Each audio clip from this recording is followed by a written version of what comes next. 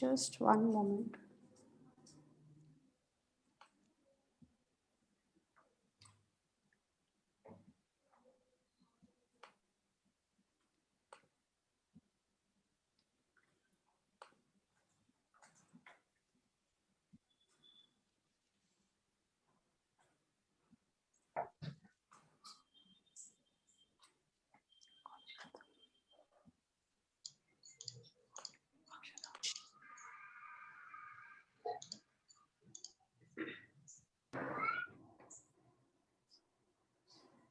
Guys, just one moment.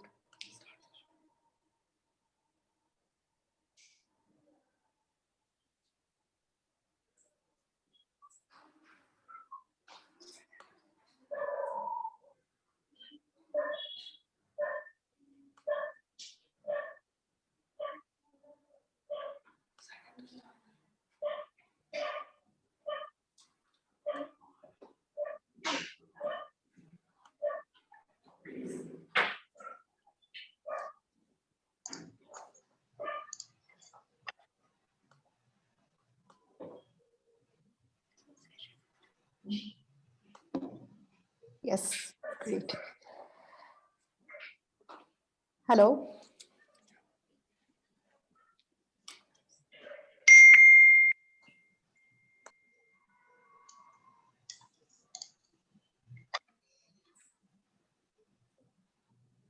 Anusha, would you Guys, just give me one moment, please.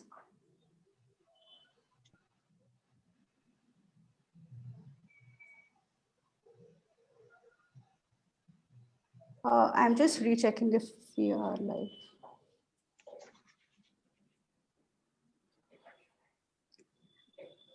Great. So, good morning, ladies and gentlemen. I am Anusha, and on behalf of the whole Wilgrow team, I would like to extend a very warm welcome to all of you for Unconvention 2021. Unconvention is Wilgrow's annual convening for social entrepreneurs, and this is our 12th year.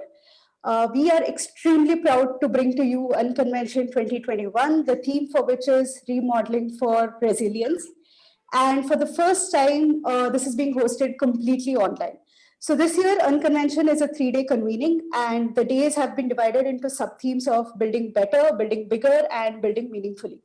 So the purpose of Unconvention is to create a space for authentic conversations and facilitate meaningful connections. So both purposes are in keeping with the larger goal of building resilience within social enterprises as well as the ecosystem at large. So there are multiple parallel panel discussions, fireside chats, masterclasses, and networking lounges taking place throughout the day. And some are even rather late in the evening due to the international nature of our audience. So our first session of Unconvention is one of the most compelling issues in developing countries all over the world, which is accessibility and affordability of digital health. And this is being moderated by Shashi Bhushan, Wilgrow's healthcare practice lead. So over to you, Shashi. Thank you, Anusha. Welcome, everyone, and welcome to Unconvention 2021. I'm excited to be moderating this session on accessibility and affordability of digital health, making SaaS products work for rural markets. Yes, you heard me right. Rural markets is what we'll be talking about. To set the context, I think over the past decade and a half, SaaS as a disruptor business model has kind of matured. We all know what it is. We use SaaS products daily, day in, day out, G Suite, every kind of thing. But what we'll be talking about is what does it take us to take the similar model to a rural market? So the kind of questions we will be discussing, let me just set the summary and the format of the discussion will be framework and the principles around SaaS we'll be talking about. From then on, we'll be moving around healthcare, why it's a slow clock speed industry compared to the rest, and what are the challenges, different business models, how do we do? And I'm requesting all the panelists to be fairly candid in their sharing their learnings about wins, misses, and even failures, such that everyone can learn from this session. So that's what it's going to be. Around 30 to 40 minutes, we'll be taking around 8 to 10 questions, rotating it amongst the panelists. I'll be introducing the panelists shortly. And the last 5 minutes, we'll be doing a summary, after which We will be opening this up for the Q&A from the chat sessions. Of course, let me talk about them. Anyone who is joined into the Hubilo, you can put on your questions on the chat box. It will be reaching our MC and then we'll be taking it off. So with that short introduction, let me introduce our panelists. We have a diverse set of expert panelists on the panel discussions today. Please welcome Prasanna of Opeka. Prasanna is a well-known SaaS expert who works closely with B2B startups, helping founders build. I like these three words that he uses: predictable, scalable, and profitable growth businesses. That is what is needed in SaaS businesses. He has worked across hundreds of SaaS startups in their journey. When I was an entrepreneur, I too had once had a meeting with him. What I like about it is his candid nature of calling a spade, this will work, this won't work kind of thing over there. So welcome to the panel discussions, Prasanna. Our second panelist is Amrita Sakriti, founder and CEO of SpotSense. Amrita runs SpotSense, which is building diagnostic solutions. One of their products truly is towards neonatal sepsis. That's the detection and neonatal sepsis. The way they're doing it is using saliva instead of blood samples. That's a disruptive way they're trying to build a solution. And it's a mixture of a hardware and a software solution. So her insights on the business models will be very useful, as it's not purely a software solution. Welcome, Amrita, to the panel. Our third panelist is Abhimanyu Bhosle, co-founder and CEO of Crelio Health, earlier called as Live Health. So Crelio's SaaS products powers diagnostics and radiology centers, not just across the country, but even in a global presence, where there are customers in Middle East, and today they are looking at US markets. Truly one of the very rare companies from India going to the global world, actually. So Crelio has redefined the ease of use of software in labs across several stakeholders. Welcome, Abhimanyu, to the panel. Our last panelist is Kalyan, founder CEO of 5C Networks. 5C Networks is disrupting the diagnostic space. All of us know the challenges of radiology and the inequitable ratio of radiologist to the patient ratio. And 5C is democratizing the availability of radiologists in rural settings. A large part of their user base is from the Bharat. So interesting to get your insights on how to take this to rural markets. Welcome, Kalyan. So with this short introduction, I will open the floor for questions. So let's begin with the first principles. Prasanna, this question is for you. From your experience of working across different verticals, can you just share with us a few principles and framework of SaaS, what works, what has been the kind of things that when we look at a SaaS industry? Right. So I'm assuming that a lot of the audience will not know exactly what SaaS is. So I'll use a metaphor. So let's say, you know how to play tennis and you want to learn how to play table tennis, right? So you're holding something in your hand, you're hitting a ball across a net, but obviously these are very different games, right? Can you learn table tennis and play like a pro just because you know tennis and you just read the rules? No, right? You have to reprogram the software in your arms, in your mind, in your body, in your legs, in your eyes. All that software has to be reprogrammed in order for you to be able to play table tennis, right? So now imagine a factory 50 years ago that was making shoes. So a shoe making factory 50 years ago would have made maybe one or two models of shoes a year. They would have shipped all the shoes they made once a month to a distributor's warehouse.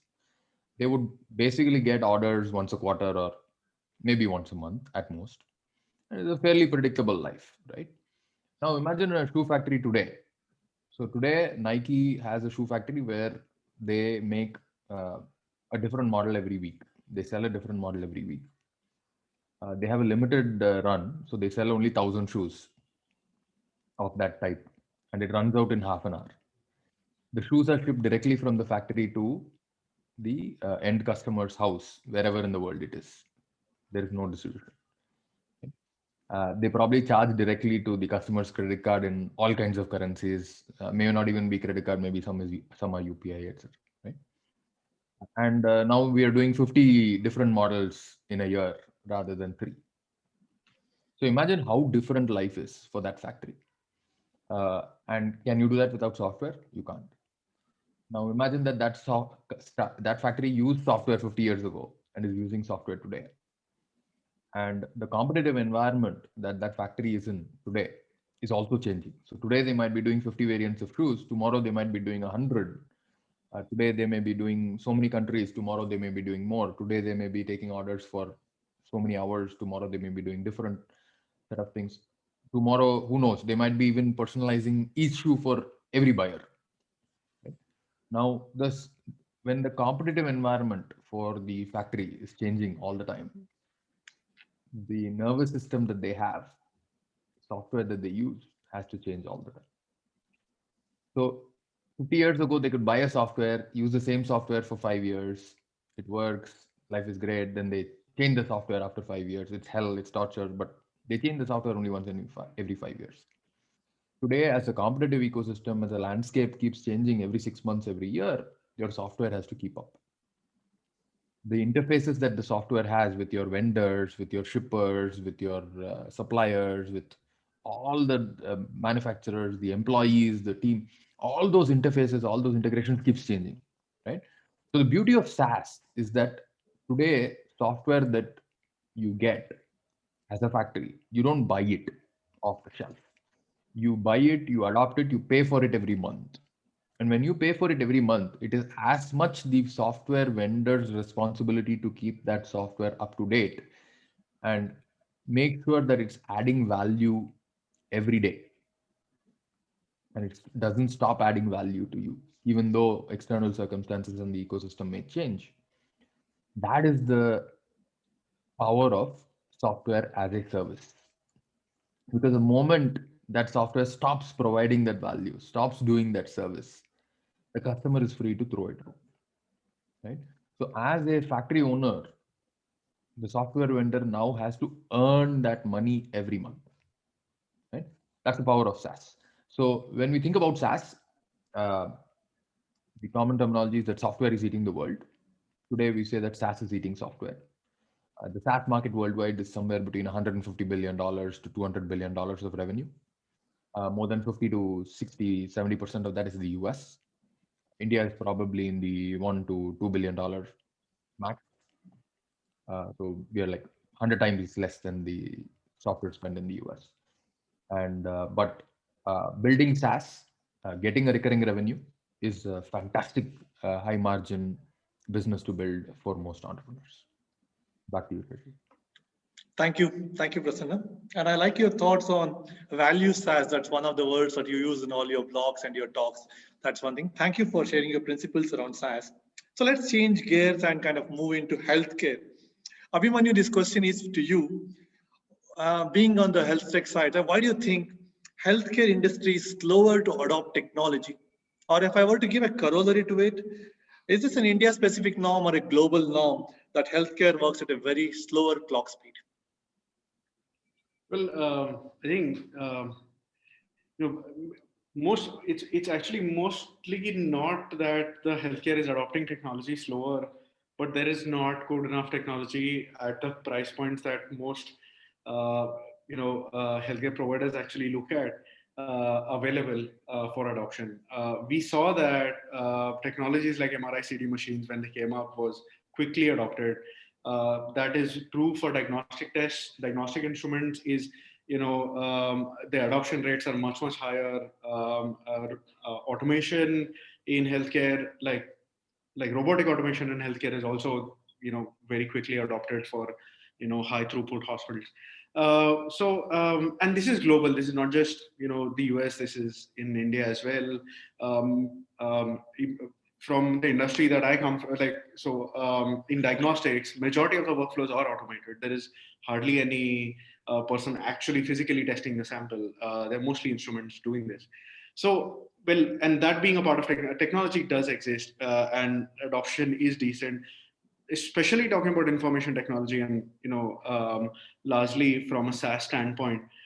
We've seen that, I think there were a couple of challenges that we noticed when we were starting up.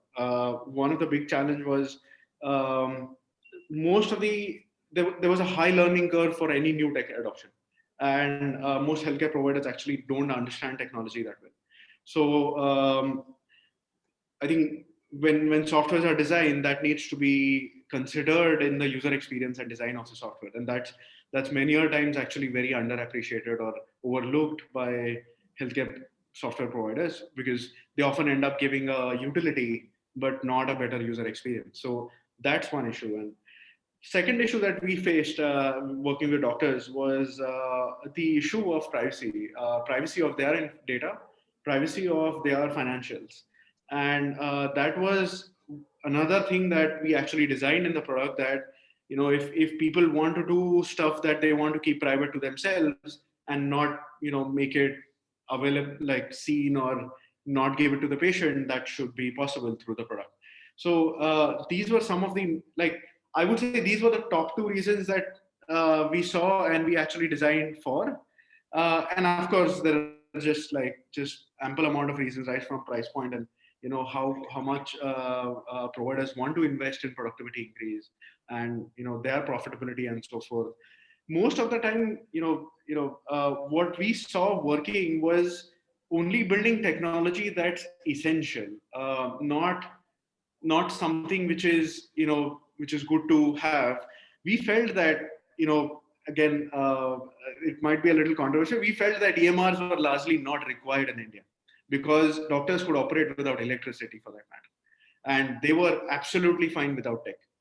So for us, giving an EMR was like, we don't need this in the first place. But we identified providers which were dependent on technology, and we replaced a better tech from that, and that worked for us. I completely understand that. Of course, there are valid use cases where this is actually needed. If I may interrupt, how much of your customer base is from tier 2, tier 3 cities or a small rural setup? Actually, so we don't sell locally in any rural places. It's all entirely online, and we sell in about 150 cities in India. Okay. And about 70% of our customer base is actually from tier 2 and tier 3 cities. Got it. So yeah, it kind of actually for us, it doesn't really matter actually.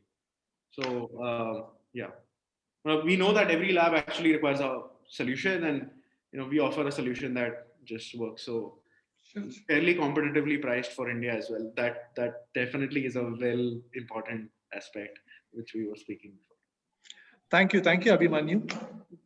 Amrita, this question is to you. Your model in SpotSense is like a care-based model, right? You've got a disease prognosis, diagnosis, disease management, what you try to do, right? So where in the care model do you think SaaS kind of products can be pushed in, or can they be pushed in? That's also a question. And from your experience with SpotSense, are you attempting any SaaS-based models for your products? You are on mute, Amrita. Yeah, so what I've generally seen is most SaaS-based models start at the lifestyle management part. Also with what Abhimanyu said, just echoing that, diagnostics sees a lot of SaaS products, therapy then sees much lesser. And what I'm seeing is it's inversely proportional to how much risk is involved. So when we go into the realm of therapy or we go into realm of precision medicine, SaaS models become much and much lesser, even though there are a lot of AI models and then there are a lot of AI-based startups who are attempting to do exactly that. Now the problem I think that's happening and why the adoption is not proper is maybe because there's a complete lack of regulatory. So when we were trying to develop a risk model for a disease condition, one of the questions that a doctor had asked us is how much data is too much data for us to collect? Like where does it stop being helpful and where do we actually start invading in the private life of the patient? Because every time, so let's say we have a long-term critical care patient in oncology, and you keep collecting lifestyle related data, food habits, and while these are very helpful and while these are required for sort of a precision medicine kind of category in SaaS model, at one point in time, it becomes a little insensitive to collect this data from the patient. And that is a concern, and that's a very valid concern. So I think these are the reasons why we are seeing it mostly in diagnostics. We are also SpotSense works mostly on diagnostics as well. So what we do actually is we are trying to create a lot of risk-based models, especially for diseases that do not have definitive definitions. One of them is, of course, neonatal sepsis. Sepsis does not have a very definitive definition, even by WHO or even by a lot of, like there's no IDC definition. So rather than just monitoring what if or not newborn has infection, which will not help the doctor's cause, what we also try to see is, in case the baby has an infection, what is the risk of mortality, or how fast can the baby be dispatched. And that requires us to understand each and every demography differently, because everyone would come from a different risk factor, their own risk factor plus their maternal risk factor plus what were they exposed to in the community. That of course changed a lot during the entire COVID era, where we were seeing a lot more babies come in with infections, especially babies who were born to either COVID positive mothers, or who were born earlier, but then they were breastfed while their mother had an infection. And they showed a very different immune system than babies who came in with general infection. So what we realized is everyone is different, and we cannot have a risk model there, which is sort of a one size fits all category. So we have been trying to see where to draw this line, where to get enough data from the patient and still make it robust enough that our software works and works every time. Because when we are working in critical care, high accuracy is what we are trying to achieve in our risk models. And if we just say that it's 80% predictive, no doctor would be interested, because they would say, well, 80% even a doctor can guess. So then what's the use of a software there? So yeah, that would be my answer to that. Good. Very interesting to know about the thoughts you brought on the precision models and how much of data to collect, the boundaries between good data and invading into the privacy, and your experiences during the COVID time, actually. Thank you, Amrita. So, Kalyan, so you have kind of disrupting the radiology space. Sometimes there is a need for doctors. I will be the only one, but you're trying to bring in a platform where it's kind of democratized. I think sometimes you may have had some negative feedback also. You can't be doing like doctors sometimes may not like software as well, right? Yeah. How easy is it to create impact in healthcare SaaS? And my second part of the question is, how do you handle the kind of things wherein you say we are disrupting the whole thing, and how do customers perceive this? What's the kind of thing? And to see that value, sometimes software is not seen as a value, right? So your thoughts on making a positive impact? I think especially with new paradigms and stuff like SaaS, it's much easier to create a negative impact rather than a positive impact. And the way you can define positive impact could be in terms of massive user engagement or value creation or whatever it is. But it's much easier to create a negative impact. And I mean, you can go to any consultant in a large hospital, for example, and they will tell you that, I spend today, in an Aster or an Apollo or a Max, any large hospital, consultants will be spending a lot of time entering stuff into EMRs, right? And they keep saying that, hey, I did not sign up for this. I don't get enough face time with my patient. This takes up most of my, most of my consultancy hours, because I have to go and, format, keep everything in the right format. And so I think it really comes down to what both Prasanna and Abhimanyu said, right? The value of SaaS comes in when you understand the competitive environment that your customer is in, and how your product can help them be more successful at what they do. And I think one of the biggest and the easiest way to create negative impact is to basically, build something that you think is awesome, right? I mean, when we're thinking from a patient perspective, right? And if the statement I make is electronic medical record will help everybody get better healthcare in 10 years, all of us are going to raise our hands and say, yes, Kalyan, you're completely right. But no doctor is going to use that, because we have other problems that we have. Right? However, if you're able to turn that around and say, hey, here is a SaaS, for example, that can increase the number of footfalls that you have, because that is what Indian doctors have as competition. Or here is a SaaS that could greatly reduce the time that you spend for documentation, yet keeps all your documents in place. A good example is this company called DocSpur that's doing this, right? I think there is a way to create, and a very clear way to create positive impact. in 5C, the way we kind of looked at this is very similar to what Prasanna and Abhimanyu said, was that understand what moves the needle for the customer, right? What we think moves the needle for the patient may not be what moves the needle for the customer. And I think that the controversial or non-obvious point that I want to add here is that a lot of us build with the patient in mind and build with us in mind. But I believe that the fundamental mistake we're making there is that the patient is not at the center of healthcare. The patient is. Let's just let me interrupt you here. Let's get into the business aspects. We talked about a user interface, creation of value, right? Yeah. How do you come up with a pricing model for a kind of a 5C offering? Is it based on region to region, or you kind of fine tune it, or is it pan India? Tell us, share some of your experiences about how you came up with a pricing for per scan. This is what it is going to be. We don't need to share the numbers, etc., but the framework and the process that went behind it.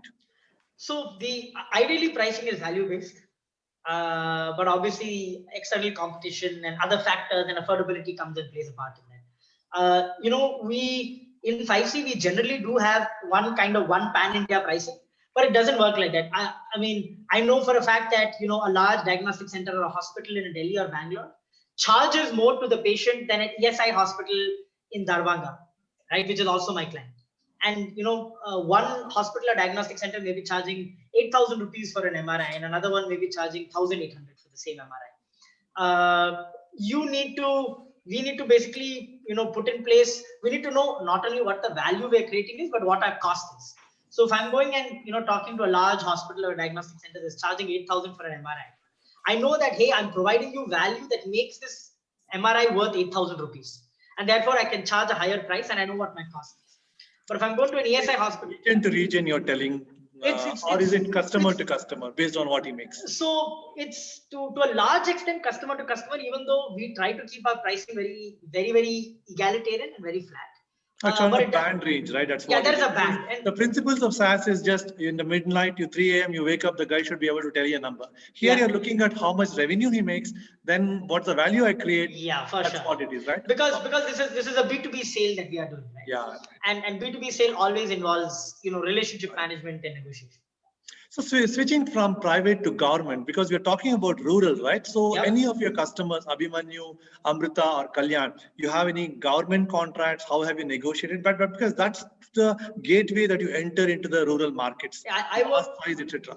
Would you like to share any one of your experiences of getting a government order and serving the rural markets? So I work quite closely with a bunch of government organizations like district hospitals, taluk hospitals, in Karnataka and in other states. And I have seen that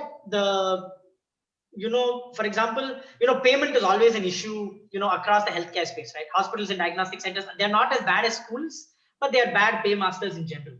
But what I've seen is that especially like district taluk hospitals pay by the 5th of the next month, right? They are like clockwork because they really understand the value that you're giving. One of the things that I have seen is that definitely governments are looking for good, innovative, cost-effective solutions in these areas. And the best way to work with them is, and the mistakes that most people make is to try to work with them from the capital city. Right? If you're trying to work in Tamil Nadu, you're going to try to go to the Department of Health and Family Welfare in Chennai. That is the wrong way to think about working with government. We need to go to the Arogya Raksha Samiti or whatever that is called in each state. And these guys are a highly powered group of just your district surgeon, DHO, and your district commissioner. And they are empowered to make reasonably large decisions on healthcare issues, right? And when they make a decision, they are excited that companies want to work in those districts. They're excited that they're able to bring high technology into their districts. And it's a win for them also. They're able to say, hey, I got this awesome technology. And because of me, my taluk hospital in Lingsugur is able to get a CT scan, and I'm able to, make 15 CT scans a day, get 15 CT scans a day done for below poverty people. So I think that huge, great experience and massive value that startups need to tap through the Arogya system. Good. So talking from business, we'll shift to marketing and sales of healthcare SaaS products. So Abhimanyu, you have had experiences of working in India, pan-India, rural, and now going global, right? So what are the challenges of marketing and sales of healthcare SaaS products? Would you like to share that with us?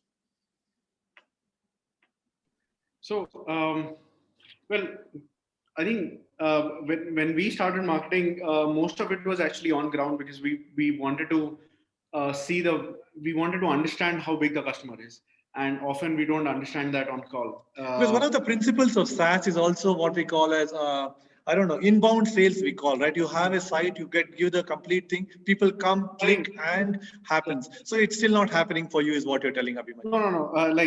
What I would come to is we did that first year and maybe about 18 months, but we moved, and we are now 7 years old.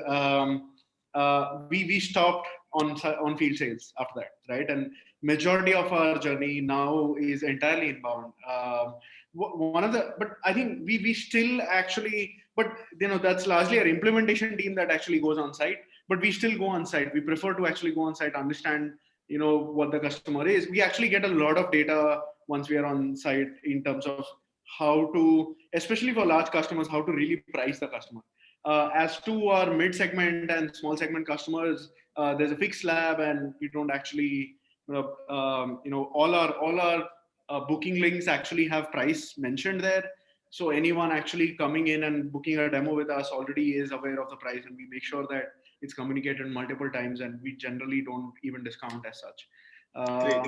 So you have something like a segmentation of the product, like a basic, enterprise, and a premium kind of a model. So that's how you do it. Yeah, actually across company, there are like largely the entire company is like two different teams. One is like a SME, like small mid-market, and then enterprise. Enterprise is what we scale globally. Mid-market is what happens in India. We do India because on one side we've got about 800 customers in India. But I think what we are realizing in India is actually there is mid-market which is actually ready to pay close to about $500 to $1,000 on same price points on a monthly subscription. But the free ones always want cheaper and cheaper, and then we are actually now figuring out a freemium model that we can actually get to the masses, not bleeding and still maintaining our end-to-end value. So I think the majority, 80% of the India base is actually cracking that piece. What we learned was we can't do the free piece first, for sure, especially in India, because then you don't have any value. You have to solve the mid-market or enterprise first. Enterprise doesn't help you solve the freemium piece necessarily, because the problems are very different. But if you solve mid-market, getting to freemium is actually quite straightforward. You just have to find the easiest piece and then actually scale it.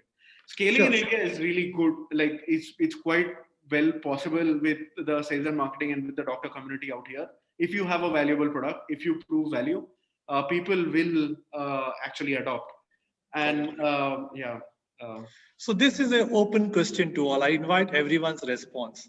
See, with SaaS gaining so much momentum, it's also easy to create SaaS products. You don't need too much of CapEx. You can sit at home, students opening companies from college. You can, once you find one market, somebody is successful, you can quickly replicate it. A lot of it is software, right? So you need to create a moat.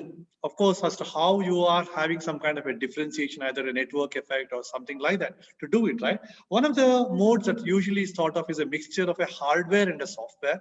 That is usually tough to break. I think in diagnostics, you have got your device integration, which is one of the important parameters of differentiation, because not everybody does device integration, right? So this is an open question to all. So to create a moat requires a mixture of hardware and software SaaS. So what models of SaaS might work in the context of such solutions wherein you have got a hardware and software, and how should we navigate them? So I'm just making it like a blue sky solution for all of us to brainstorm and throw out open questions around this. So who would like to take a stab at this first? Kalyan, you take this. Can I nominate Prasanna? No, this is not a nominating session. Let's each of us do it. You take this one. I'll come to him later.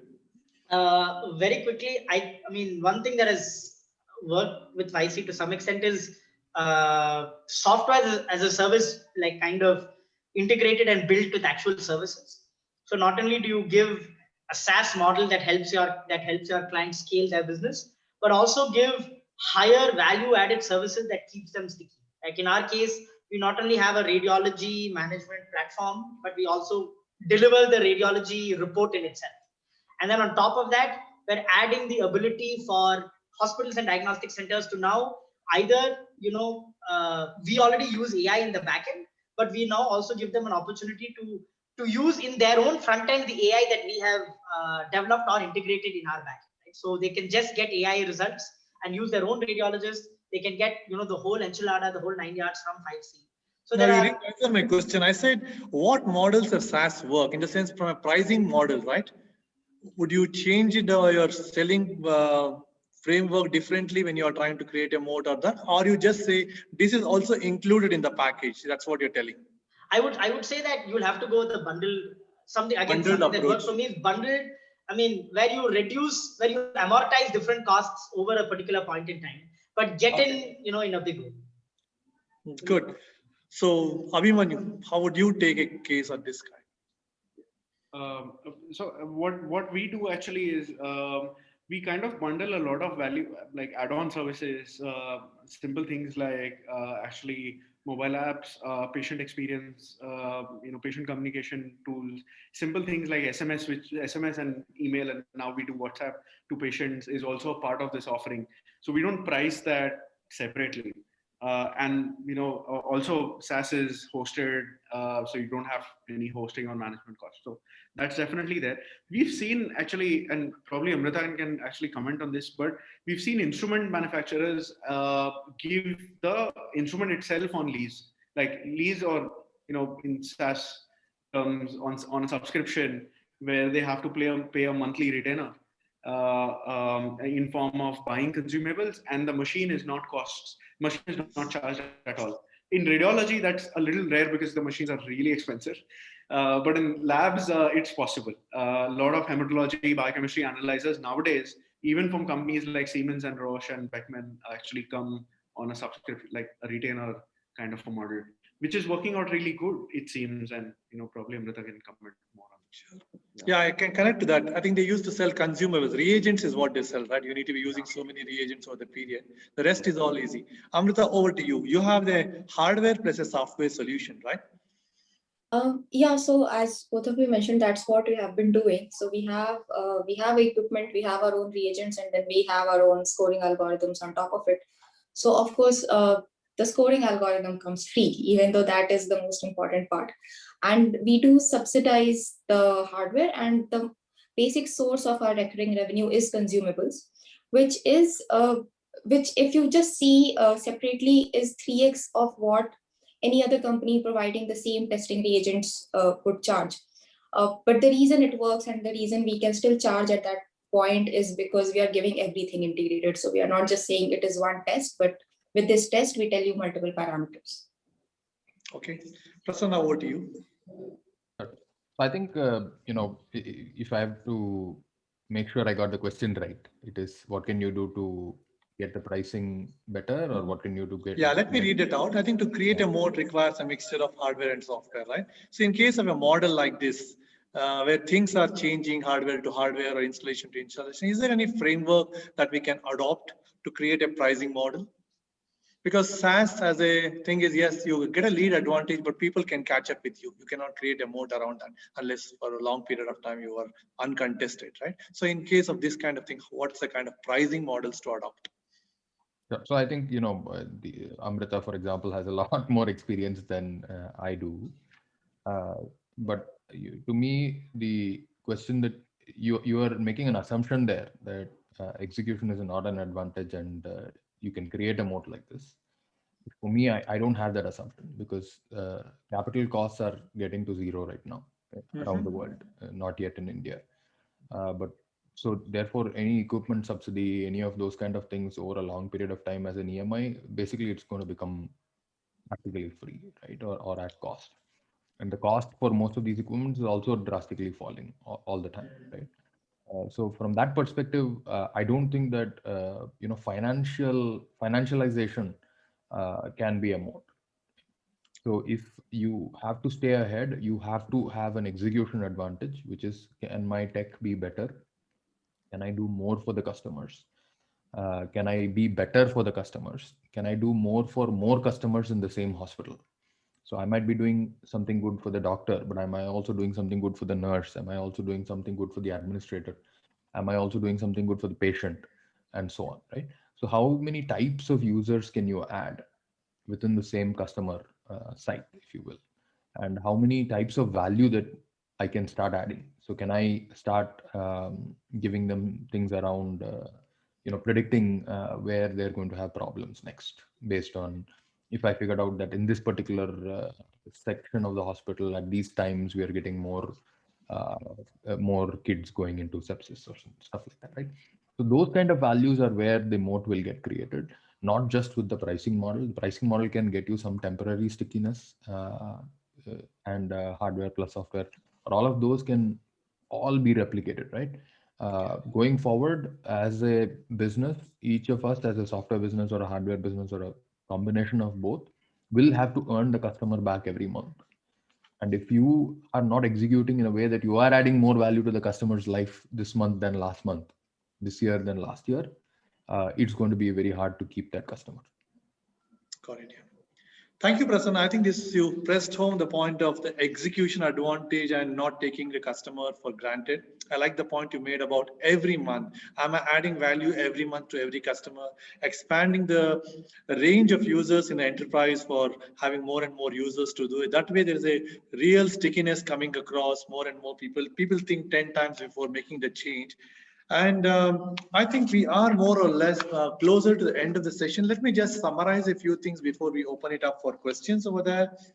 We examined the SaaS framework. Again, Prasanna brought out a very good point of the shoes, how it is being used. And if you have got thousands and thousands of models, how the software should keep on evolving to meet the needs rather than you say, I will give me this much of implementation effort rather than doing it. So it makes it easy for the guy to be trusting you and kind of having a long-term business. Then we looked into Abhimanyu and Kalyan's different business models for their software about how they are kind of doing it. And Amrita brought in the point of what we call a care model. Still, we are not clear what to do, but I think she's mulling over. This is what we are liking it. And that's something we examine. Last and most importantly, what it takes to create a moat. And whether it's a rural market or an urban market, that doesn't differentiate much. It's just about execution, the advantage, and the value creation. So that's what I would like to summarize this session over there. Anusha, we could look at putting some questions from the audience over there. You can beam it over here. Any one of the panelists could take this over. Would that be fine? Yes, Shashi, there are quite a few questions coming in, and some of them I see that Prasanna and Abhimanyu have, already answered, but I'm putting in a few more. Sure. Yeah. Okay, as we wait for Anusha to put it up, right? Anyone would like to have any further inputs back to the panelists? Agree, disagree, something else you would like to bring in? Actually, I do have a question for Prasanna. So because we were talking about execution, right? And like how execution is what gives you the advantage and gives you the lead. And that's a very interesting point, especially if you're doing hardware and software. So for us, of course, the software evolves every month, but hardware doesn't to keep up. And iteration cycles are much, much lesser in our case. More because every time we make an iteration, we will have to redo the entire regulatory process. So in such a scenario, in such a model, how do you plan a rollout of features, or how do you keep your customers happy? Because we also have some doctors who say that they don't want a lot of features, even when we do integrate, and even if it would be helpful for them. So a feature rollout plan, how would you do that, and how would you approach that in a SaaS model? Right. So you have to be very careful about which customers you listen to. Yeah. Right. So the person who's telling you that this doesn't add value in my life, are they the right customer segment for you to sell into is something that you should consider. And whether you fire them as a customer or not is a different issue. But definitely you should not be looking at necessarily a feature roadmap from them. Having said that, if there is a customer segment that's large enough that will pay for a far smaller segment, for far smaller set of features, lighter thing, right? Then that's something to consider. So when we look at software versus hardware from a cycle perspective, obviously the hardware cycle is much longer, and that gives you a advantage over competitors. At the same time, there are going to be niches of what you're providing, right? Which somebody can eat into. So if you Yes. don't make that lighter thing, somebody else will make that lighter thing, right? Which is fine. That's the evolution of the space.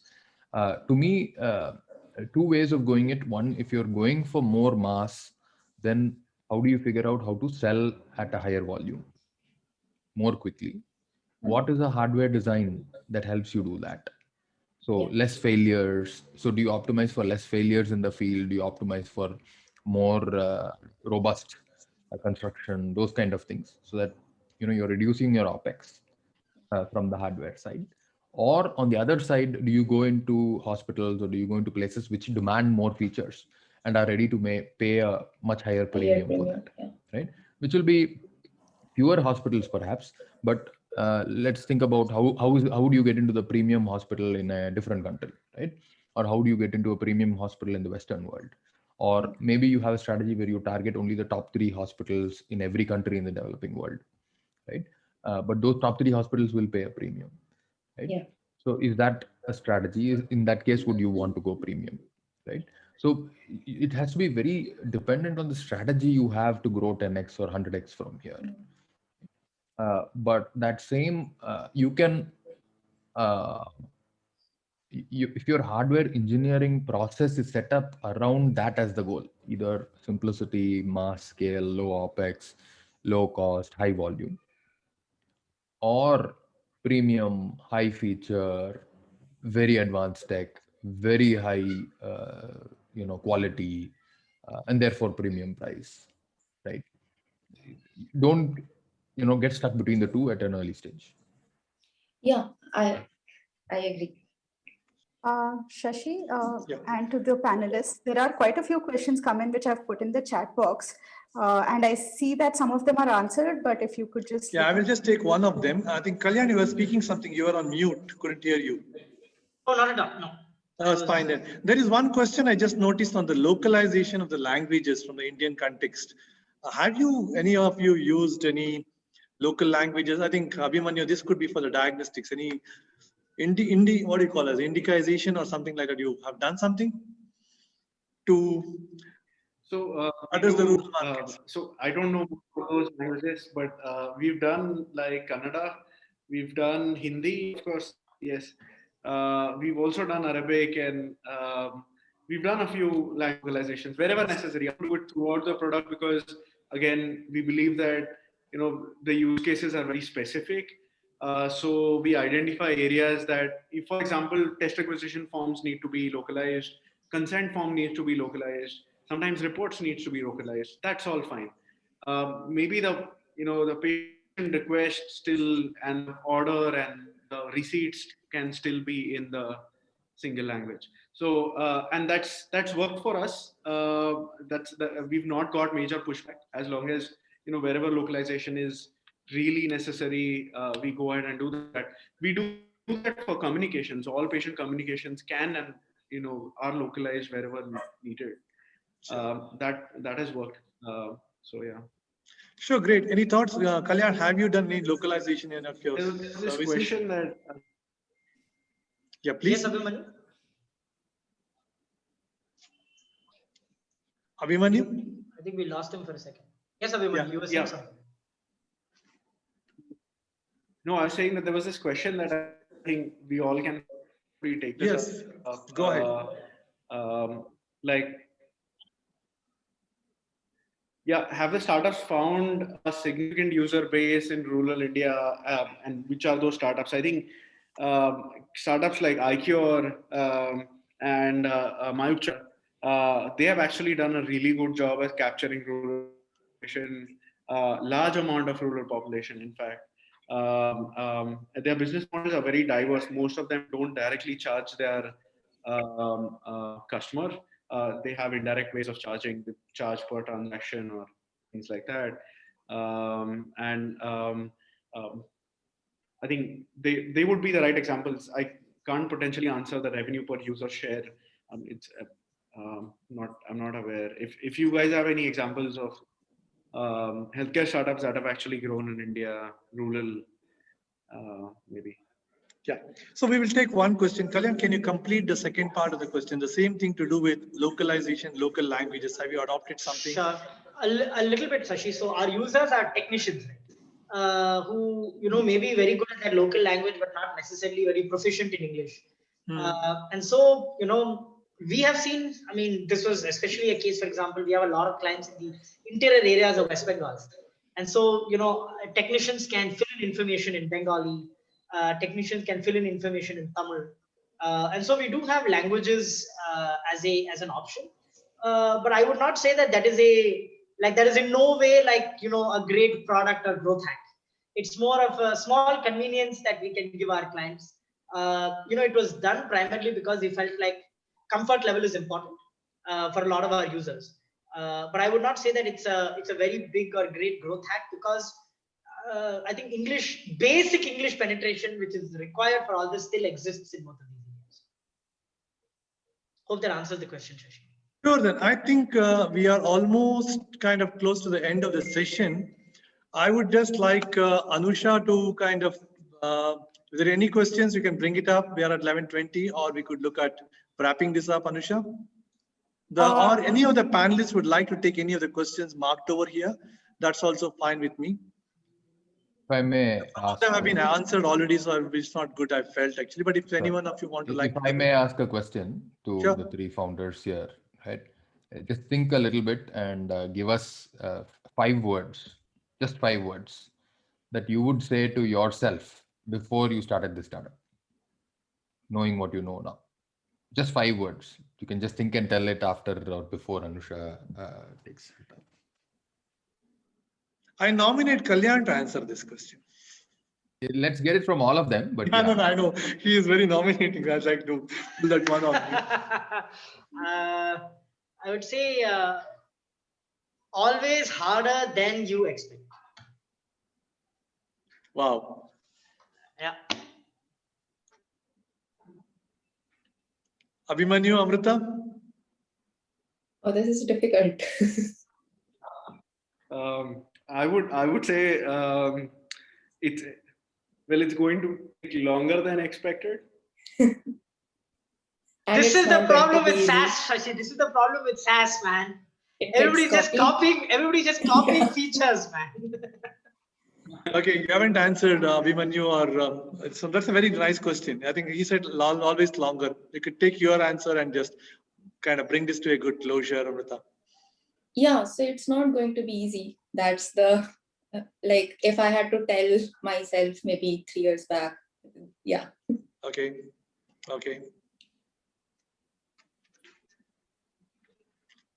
Anything else, guys? Anyone want to ask anyone before we draw this panel discussion to a closure? It's been wonderful having you all, getting your thoughts, reconnecting again with you, Abhimanyu, Kalyan, and Prasanna. So thank you for your time, and I hand over back to MC Anusha to take this forward. Thank you. A big thank you, Prasanna, Kalyan, Abhimanyu, Amrita, and Shashi for sharing your thoughts and experiences on this topic with us. Of course, it was such a delight to be part of this session and hear you all. So coming up next, we have 2 sessions around successful model in water efficient agriculture and moving from hospital to home.